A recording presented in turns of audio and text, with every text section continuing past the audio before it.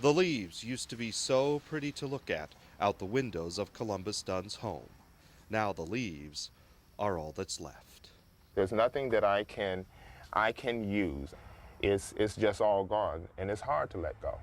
It really is. It's not clear it had to be this bad. The day his home caught fire, firefighters had to wait on water trucks because the hydrants couldn't supply the necessary water. All the hydrants near Dunn's home, all of them, have low water flows. They opened up the nozzle on the lines, and nothing was coming through. Nothing. Nothing was coming through. Well, when we went to Mr. Dunn's fire, our resources were very limited. So the firefighters and Dunn stood, waiting for the water trucks, and watched his home burn. They said, we're sorry, we're doing all that we can, but we're limited because we don't have the water. What happened to Columbus Dunn here and to everything he owns revealed a much bigger problem. A problem with fire hydrant pressure that stretches all across the city of Elyria. While the International Fire Code recommends a hydrant have a flow rate of 1,500 gallons per minute, 1,000 per minute, which looks like this, is considered good. Here's 500 gallons per minute. Below 500, a hydrant can have trouble supplying the water demanded by a fire department's pumper trucks. Elyria has 391 hydrants, about 15% of its total, rated at under 500 gallons per minute. What's more, a few are almost down to 150. That looks like this. If one hydrant has weak pressure, or more exactly a weak flow, a fire department goes to the next one, which usually draws water from a different main line. It takes about an extra minute to lay a hose to the next hydrant over. Not normally a big deal, but If you're handling a fire where there's a life threat, where there's somebody up on a second floor, that's critical, and that minute can mean someone's life.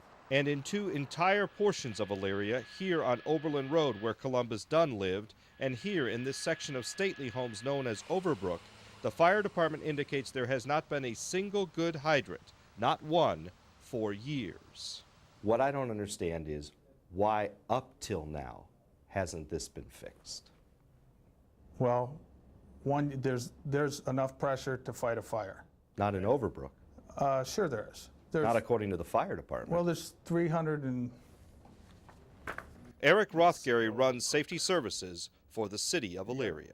You got 375 gallons per minute.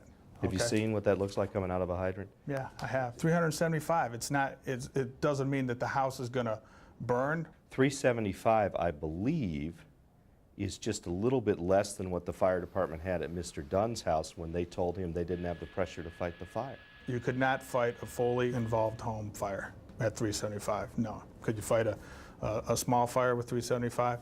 Yes. It's unacceptable. Correct. I mean, but it's just what we have. But they've had it that way for years. How many? This was a lead story on our news 17 years ago. Joining us, here's what's happening. Dozens of exhausted firefighters battled flames, heat, and a critical water shortage in Elyria today. This fire started at a paper company near Oberlin Road, near Mr. Dunn's home. 17 years ago, they needed trucks for bringing water, which was hard to come by because of the drought and the low water pressure on this end of town. Remember, this fire was 17 years ago. How much notice does the city need to fix that problem? You know, when we had the fire on Oberlin Road a couple years ago, like I said, it was a friend of mine's father's house caught fire. We've been working on the issue ever since. Your work and results seem sort of separated from one another. Well, I disagree. We've done a lot in the last 6 years, a lot. Under Mayor William Grace, the city has installed a new water line near Oberlin Road and has built 2 new water towers. But it does not have a routine maintenance program like Cleveland does to keep sediment deposits from building up inside water lines, which can restrict water flow to hydrants. This is an expensive process, okay? And without the money, it's nothing but talk. But you could take money from other sources. Well, I'm sure. I love this place, but you could have not built a beautiful new city hall and put it into water mains. The water system should be funded by water fees. It's a user system. It's not clear how much of Dunn's home could have been saved. The fire was burning more than an hour before it was discovered and the fire department was called.